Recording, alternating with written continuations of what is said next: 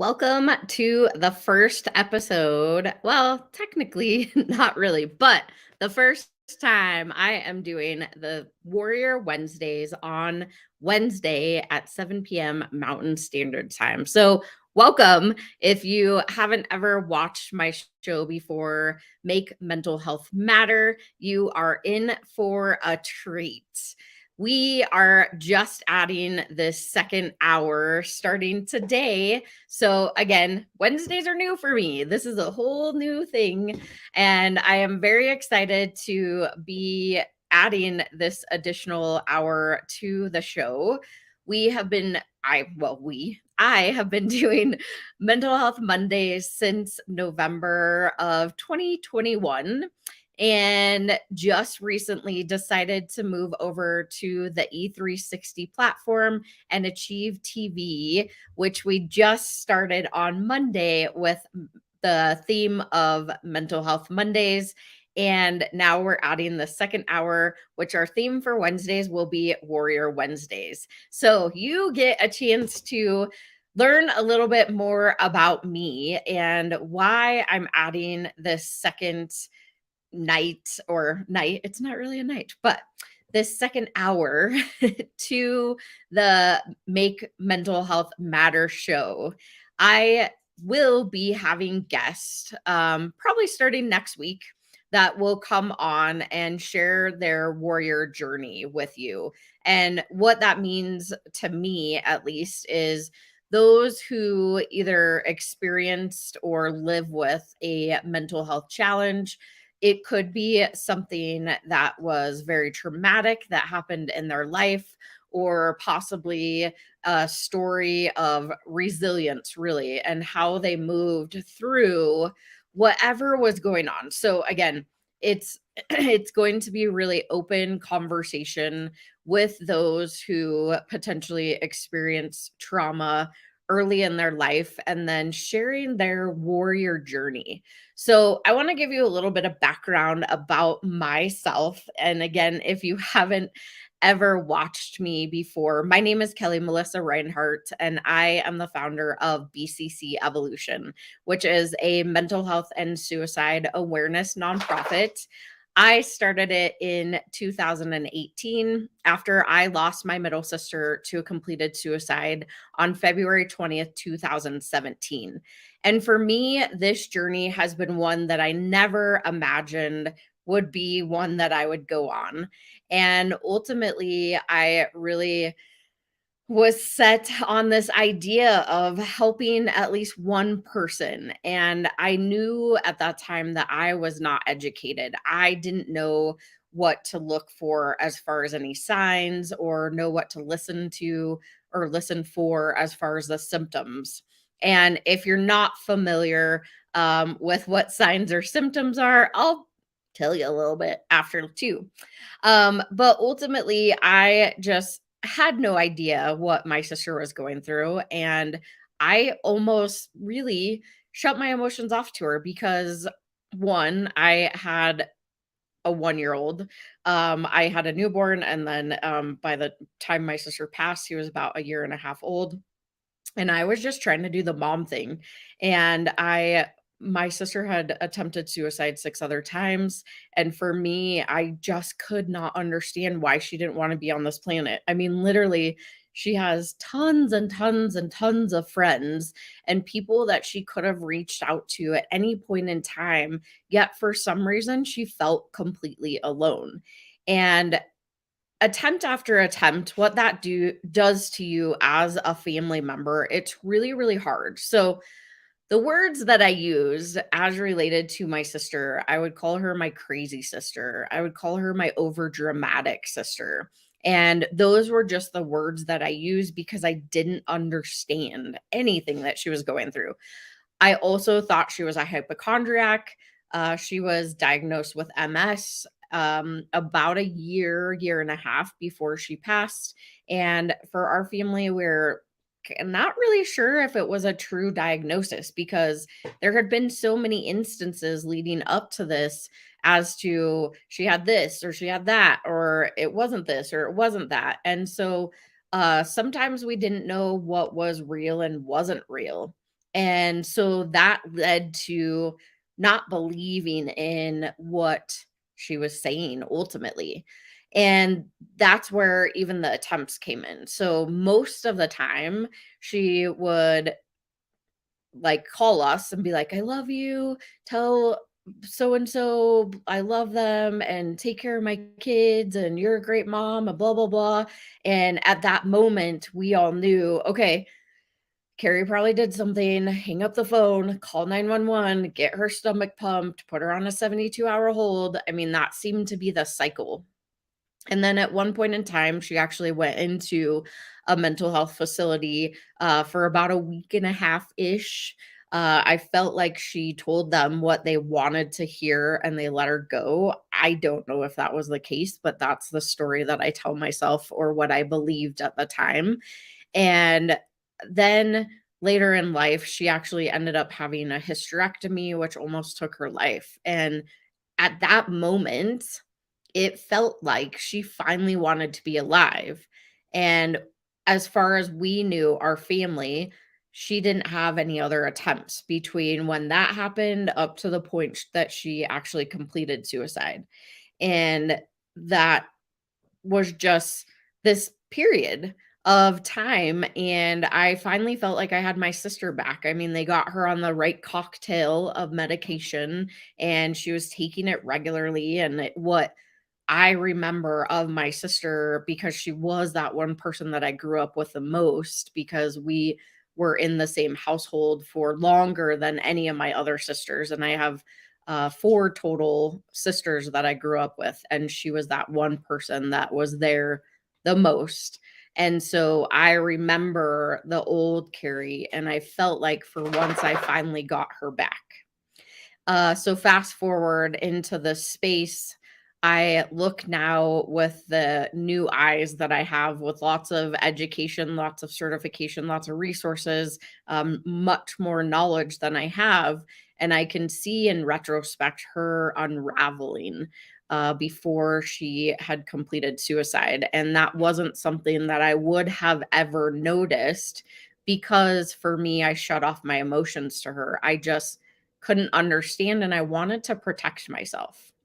And that has been really the journey through this process was I didn't understand. I wasn't educated. I had no idea about anything to do with suicide ideology. I had no idea what it really meant to have a mental health challenge.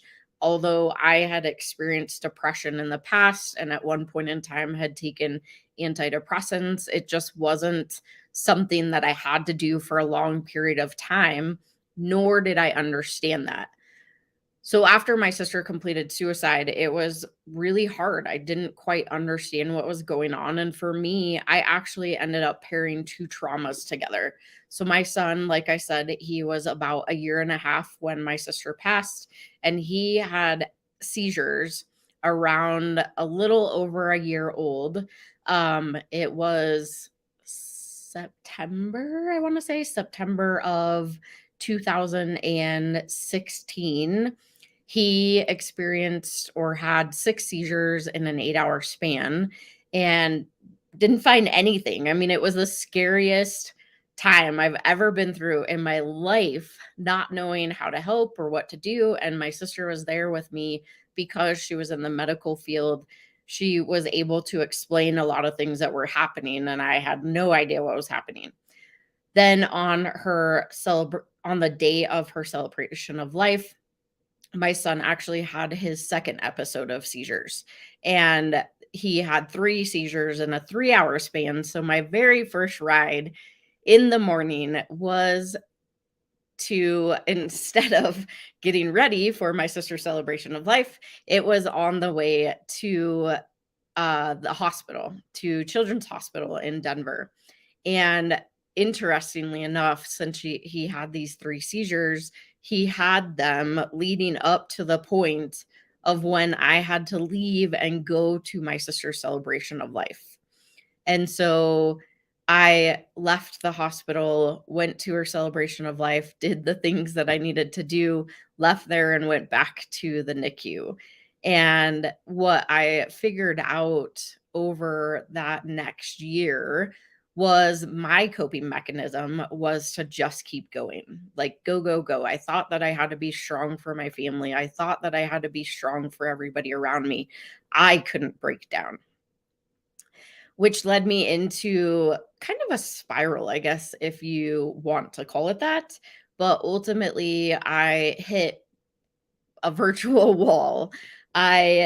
Something very, very simple. It was at my job at the time. I was working for a corporation and they were moving me from one team to another team. And I lost it. I was like, just crying. And my supervisor was like, deer in headlights. Like, what do I do with this? And I knew at that moment I had to take some time off and I had to figure out what was going on and I had to finally grieve my sister and all the things that I was going through. And that led me into again taking some time off and then I found an amazing community the next year which really really helped me break through what I was holding on to and not having any coping skills at all. I learned what is called NLP, and it's called neuro linguistic programming. Ultimately, it works with your unconscious mind and brings what's unconscious to the conscious surface. And the very first day that we went, I thought it was going to be this motivational um rah rah thing that I went to, and the whole first day I was just bawling and I was like what in the heck just happened.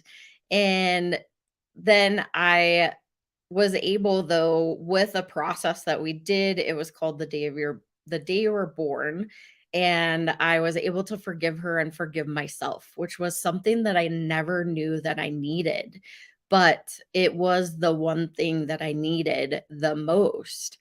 I also was just so enthralled with this NLP thing that I had to go to a 2-day seminar and figure out even more, which there I was actually able to work on my son's seizures and what was happening there. I found that I was just living in fear. That's what was happening. I truly was living in fear of losing another person, but how it was manifesting in my body was anger and keep goingness. That's not a word, but I just kept going and going. And I had to do something for myself. And so, with or being able to do a process around that, I was able to transform this fear into um oh, excuse me. I was able to transform the fear into curiosity, which I am one of those people that is like, this doesn't work. And then I was like, okay, well, I'm just going to be open and see how or if it works. And I went home that night. And interestingly enough, what would have gotten me angry, I looked at my son and I was like, what are you doing? That's very interesting. So I had a different reaction to what I now call I was really this fear that I was living in and that was locked into my life at that point, like was leading me into this anger, which I talk about it that it was borderline child abuse. I mean, it wasn't extreme, but it was very much anger at everybody because again, I was pushing everybody away. I didn't want to lose anybody else. Excuse me. Lose anybody else in my life. And so that's how it kind of started showing up. So being able to do these processes and ultimately move through what I was experiencing and really get to that root of the fear and change it into this curiosity is what allowed me to open my mind to starting my nonprofit. And that was really the beginning of everything in my life and really how things started transforming. And the ideas about my nonprofit came up there. And fast forward into today, It's all centered around education. So I've gotten lots of certifications, lots of information, lots of become an instructor for like mental health first aid, which helps you identify the signs and symptoms of a mental health challenge and also teaches you how to help somebody, whether they're in a non-crisis or crisis situation. And so being in these classes now, as I was saying, I could look back at my sister with through my new eyes with all of these resources and all this information. And I noticed that she was unraveling the Christmas before she passed, and it wouldn't have been something I would have noticed otherwise had I not had the skills that I do today. And the reason why I'm telling you all of this is because BCC Evolution, that's what we do. It's all education based. It really is. We fit more in the pre crisis. We want to educate the masses. And really, for me, it's mainly, I want to be able to share my message. I want to be able to share these tools and these resources with anybody and everybody that will possibly listen. And I know that it can be really impactful how it was on my life. And I know that it has impacted millions of other people's lives. And so, however, I can help and transform the conversation that we have around mental health really is the goal that I'm looking for. And that leads me back into why we're doing these shows and why adding an extra hour was so important for me to do. My hope and my goal for these shows specifically is again to bring on those warriors, bring on the people that really truly have been through or experienced a mental health challenge. I just had, if you didn't watch, I had an amazing guest on Mental Health Mondays this last Monday. He is a fighter. He's a warrior, 100%. He is battling cancer that he has been for the last 11 years. And those are the stories that I want to be able to showcase. I also want this to be a space, a safe space that you as the audience can interact. You can ask questions if something is coming up and you're like, hey, I'm not really sure what you're talking about, but I would love to have more information.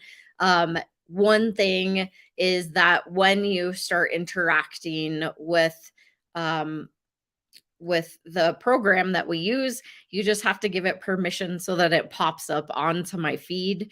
And that way, that is a way that the audience can absolutely interact and ask questions because I really want this to be an experience that you are able to come into and be able to really have the safe space to talk about things if you choose to. So, there's a lot, but I think that warriors in general, one thing that they have in common is that maybe they weren't raised in the best household, or maybe they were, and then at one point in time, they had an experience that completely shifted their life.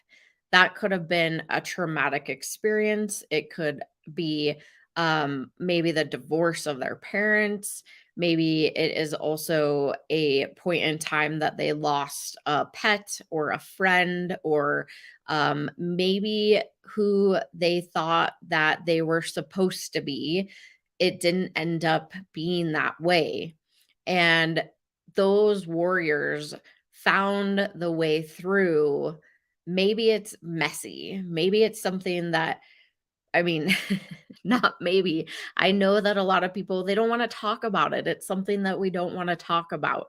And this is the place that we are going to talk about it, which I think is going to be really, really cool to be able to offer this space for anyone that really has those stories to share, but then also going into that hope piece. Like my last guest on Monday, he really talked about, you know, I could have given up when they told me that I had cancer and I had the most rarest form of cancer they've ever seen. I could have given up, but I'm still here 11 years later and I'm still battling it. Every single day is a battle, but I'm using this as a learning experience, and I'm living life to the fullest as much as I possibly can, although he has treatments on a daily basis. He's using his experience and living his life to the fullest, and that's a true warrior in my eyes. And I know that there's a lot more to my story. I could take you back all the way to when I was really, really little. And I do in we have our class, it's called Breaking the Cycle of Trauma. And I share my story from beginning to almost the to up till now-ish. So I have a journey. There's a journey that I've been through, and it started a long time ago. And when I go back to those days and I really relive like all the things that I've been through and all the things that I've experienced, I could look at my life and say, wow, you could have given up at any point in time. I've actually my dad at one point told me, "I am really amazed at how strong you are with all the things that you've been through." And I mean, the first time I heard him say that, I was like, "What? What do you mean all the things that I've been through?" And then as I was sharing my experience and all the traumas and all the things that I've been through over my life, I was like, "Oh, wow, that's a lot."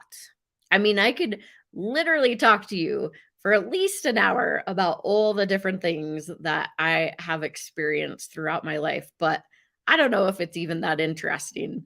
I think that it shaped who I am. It shaped the woman that I am today, of course. And I really honor those experiences and I've learned from them.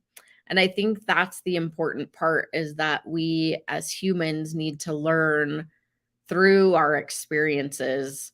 And there's a way through and a way to make yourself a stronger person based off of those things that we experience. It doesn't define you just because maybe you experience child abuse or domestic violence, or you uh, were diagnosed with cancer, or maybe you live with or experience a mental health challenge like borderline personality disorder or anxiety or depression or OCD or whatever that might be. It doesn't define you.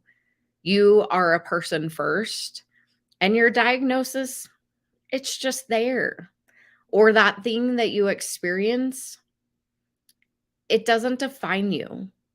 It doesn't define your worth. It doesn't define your value, but you're the only one that can really truly understand that and figure it out. And over time, there is a way to be able to do that. And I'm a pretty, for the most part, open book.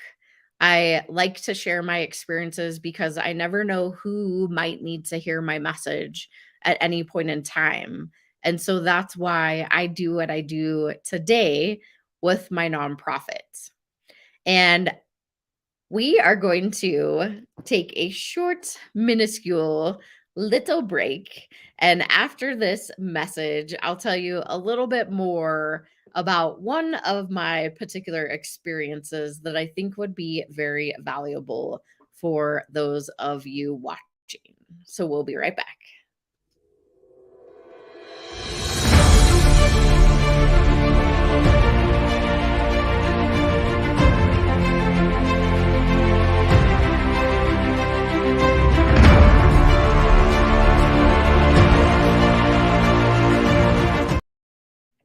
And there you go. I told you it was really short. Really, really short. Um, with that kind of put in there, if this is a show that resonates with you, maybe you're a business owner or someone who works for a business that you think would align with mental health, with our Warrior Wednesdays or our Mental Health Mondays, or just the Make Mental Health Matter show in general. We are looking for companies to put commercials into this show. So if that's you or you know somebody who would like to have a commercial that's not at the national TV rates, send them our way. So you can go to bccevolution.org or just send an email to support@bccevolution.org. And let me type it in here just so that you have the full thing. All right. So if you know somebody that wants to potentially have a commercial on our show, it doesn't matter what your business is. Of course, I would love for it to really align with mental health and suicide prevention or awareness. But shoot us a message if you know or are somebody who would like to have a commercial on whether it be our Mental Health Mondays or our Warrior Wednesdays, or both. You can have it just across the Make Mental Health Matter show. All right. So I want to share with you, we have a little bit left for the show. I want to share with you something that I experienced when I was younger, because I think that this is very valid in even today. Um, as we talk about our youth. It's something that comes up often, and I continue to be pulled back to that demographic. It was a demographic when I said that I wanted to be a speaker. I said that I wanted to have my audience be middle school students. Why? Because I know that at least when I went through middle school, it was not the best of time for me. I remember I grew up with a good chunk of people throughout my life, but I decided on my sixth grade year that I wanted to go to a different middle school than all the rest of my other friends were going to, other than one of my best friends at the time. And what I learned was the school that I went to, there were some very not nice girls there. Also, my best friend at the time turned her back on me, or that's how it felt, because I wasn't cool, I wasn't popular, and I ultimately just felt really, really alone that whole entire sixth grade year.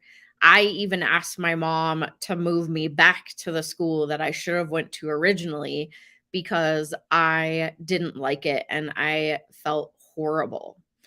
And I know this experience happens for middle schoolers often. And sixth grade is really hard. I mean, it's like it's this transition period. You go from elementary school to middle school. You're the youngest. We have all these hormones going through our body during that time. And it's just a lot. And it tends to be the time frame where kids are not very nice. But I think it's more so that we're all learning how to make this transition, and we're just not really sure how to do that yet. Plus, our brains are not fully developed until about 25 to 28 at this point. And really that's the rational part of our brain is not fully developed. So for kids, the experiencing these things, it's really, really real. Your friends not liking you, your best friend turning their back on you, and you feeling really alone. All of these things are really, really real. And that's why I think I continue to be drawn back into that demographic, because I know and have learned through all those certifications and education I was talking about earlier that middle school and that age range is when all these transitions start happening. And it has been proven that mental health challenges, for the most part, that's when they start too. Also, suicidal ideation, because of it being like really, really real to them and they don't see a way through, this creates these feelings that there's no other way out other than potentially dying by suicide. And in Colorado, so I am in Colorado, and Colorado right now, suicide is the first leading cause of death for ages 10 to 14. Yeah, take a breath on that one. Because when you think about it, how would you think a 10-year-old, I have a 7-year-old, almost about 8 years old. That's only 2 years away from where he's at right now. How would you even think that they would know how to even go through with that? That's hard to swallow. And research has shown that it's getting younger and younger and younger. And that's why, again, I do what I do now, because I know that that can be a really hard time. And there's lots of really great programs out there. Actually, I will be starting to collaborate with Children's Hospital. They have an amazing program for sixth graders specifically, which I'm very excited to be able to partner with. And I also recently also collaborated or am collaborating with another organization outside of California that also has a program designed more so for the parents and the teachers, which is really incredible.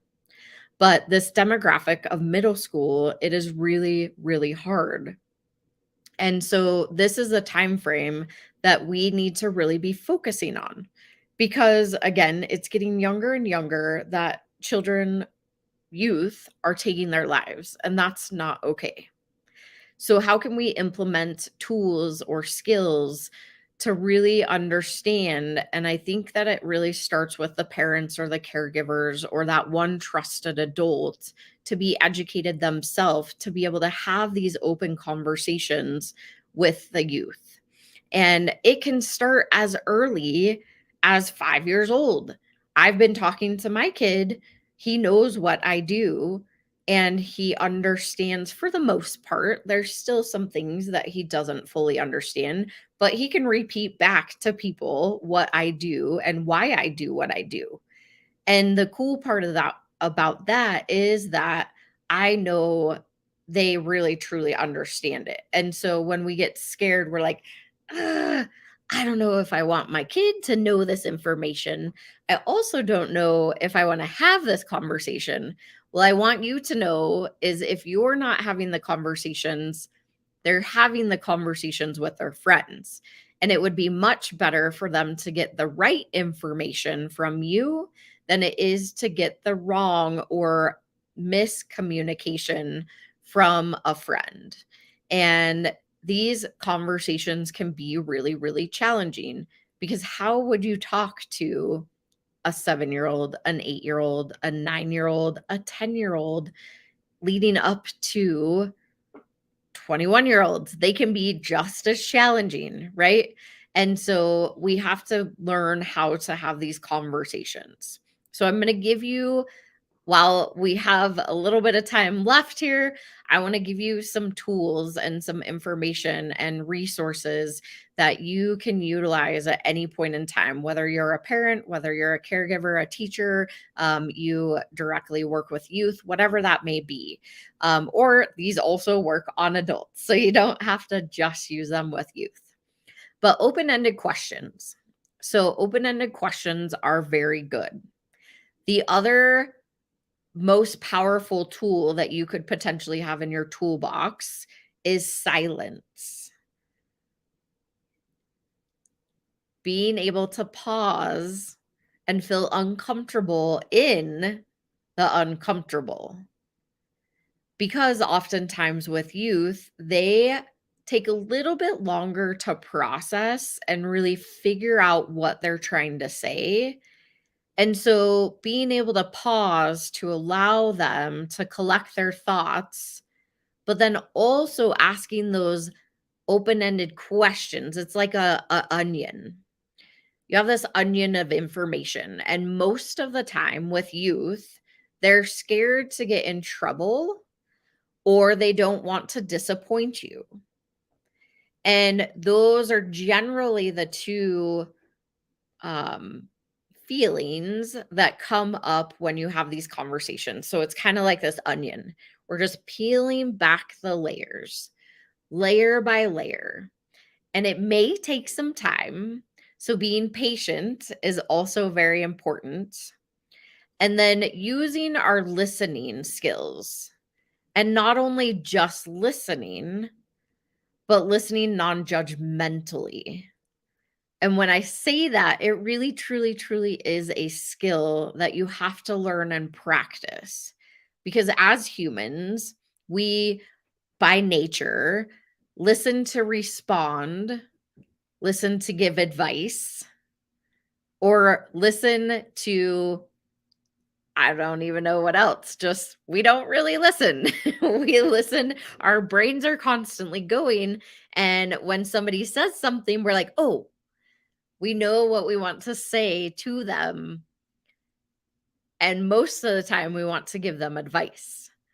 So listening non-judgmentally is really a tool and a skill that we have to practice, because we have to take our own thoughts, our own feelings, our own experiences out of the mix and just allow that youth to tell you how they're feeling without judging them or without wanting to fix them, because they don't need to be fixed.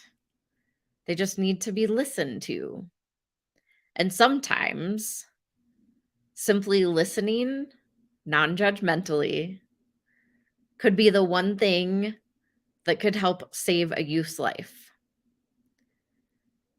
Because going back to those suicidal ideologies that I was talking about, sometimes when youth talk about being suicidal or wanting to complete suicide, sometimes it's a way for them to express just how badly they're feeling. And I think for us as parents, sometimes that's hard to swallow, because we're like, well, I want to make you better. I want to fix you. I'm your parent or I'm your caregiver, and I should be able to do that. But sometimes they have to figure it out themselves too, which can be really hard. And giving advice like things, I always like to use the examples of the suck it up, the get over it, or the, well, you'll be fine tomorrow, or everything is going to be fine. Those words can be really damaging. They can be really harmful. And so we also have to pay attention to the words that we say. And it could be the words that we say to others. It could also be words that we say to ourselves. So we have to be aware of the words that we're using. And I know I'm throwing a lot of information at you, but there is a point and method to where I'm going. Because some of these skills that you can even learn more from some of the classes that BCC Evolution offers, they can really truly be the skills that could help save a life. And that life could be the life of your child. It could be the life of somebody else in your family. It could be the life of an acquaintance, or who knows. But having these skills and being aware that these tools exist can be life-changing. So I know that I have a lot of people that come to me and they say, I don't even know what to say. Like, I know that my kid is struggling. I know that they don't want to go to school. They say that they're sick all the time. They are skipping class. They seem really down and depressed, but I honestly have no idea what to say or do other than just let them be. And so those open-ended questions can be really great, but the way to start the conversation could be using I statements. And those could be, I noticed, I observed, I'm curious about, I wonder. It could also, so I noticed, I observed, I wonder, I'm curious about, I saw, I heard. Those could be any I statements. And then you add in what you notice. So the fact. I noticed that you have been sleeping a lot more than you normally do. Is there something that you want to talk about? Or is there something going on at school that we need to chat about? I don't know. That may not be the best sentence, but adding the I noticed, and I'm concerned that you have been sleeping more than you normally do, or I'm concerned that you haven't been sleeping as much as you normally do, or any of those type of things. You add in the actual insert insert the actual fact. And that is more what's the word that I'm looking for? It's better perceived versus you are sleeping all the time. Why are you doing this? Why are you doing that? Why are you always in bed? Why are you blah blah blah blah? Right. No, it's more of, hey, I noticed that you've been in bed a lot more often. I want to check in. Is everything okay? And most likely you're going to get, yeah, I'm fine.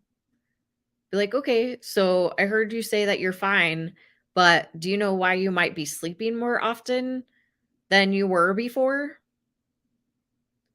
No, I don't know, because I'm tired. Okay, so you're really tired. So I heard that you're really tired.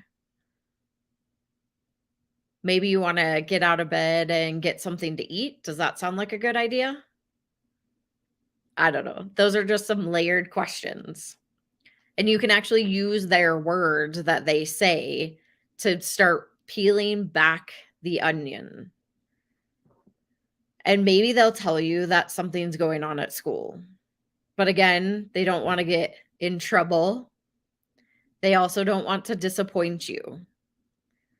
And so maybe they might give you false or misleading information at first, but don't get upset. If it happens to come out and you really do pull back those layers of that onion and it comes out as to what's going on, then open up the conversation. Open it up even more so that they know that they can come to you and trust you with the information that they're going to say. It's hard. I'm not saying I am perfect by any means with any of this information, but I just want to give you some more tangible tools for when you have conversations with your youth. And again, it could be as young as 5, 6, 7, 8, 9, all the way up to 21, 25. Brains are not fully developed until 25 to 28. So just keep that in mind. Is that whatever's going on feels really, really real to your child. And although we know as adults that you can work through it and you can get to a better point in your life, they don't know that yet. They haven't had a chance to experience that.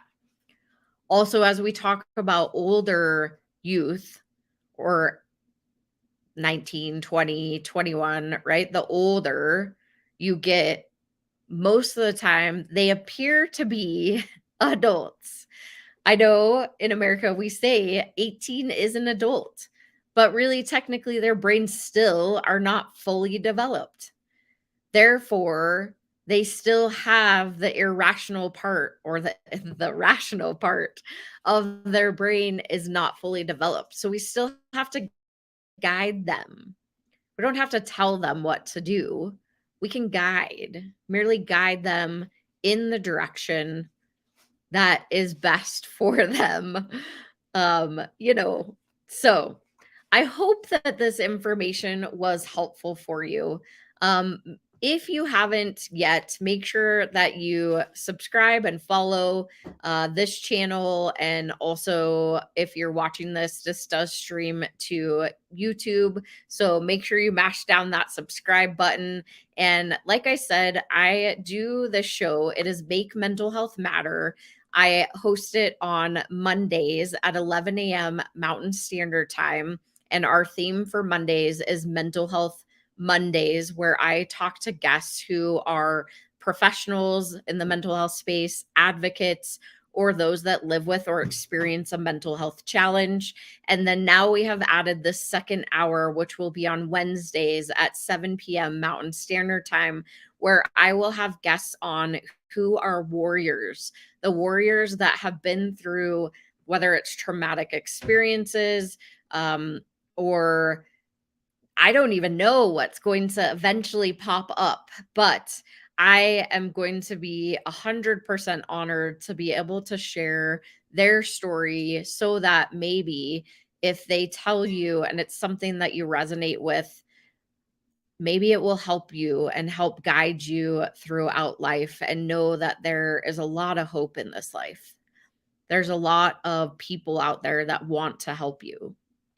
And that's one thing that BCC Evolution does. We're really in the game of helping helpers, the ones that want to help others.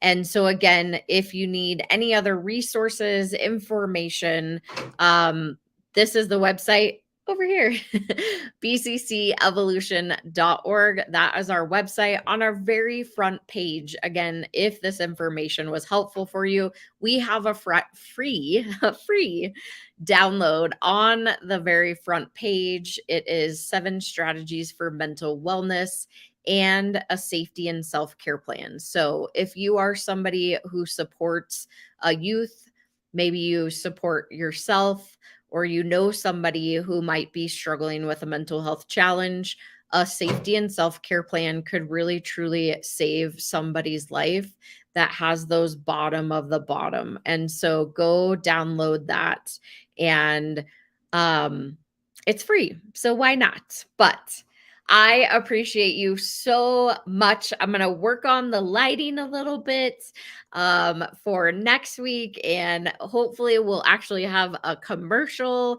Again, if you know somebody or a business, or you work for a business who wants to put a commercial on our show, we have that option open. Again, just send me an email to support@bccevolution.org. And I am so thankful that you watched this new hour, Warrior Wednesdays, and you can catch us here next Wednesday at 7 p.m. Mountain Standard Time. Bye, y'all.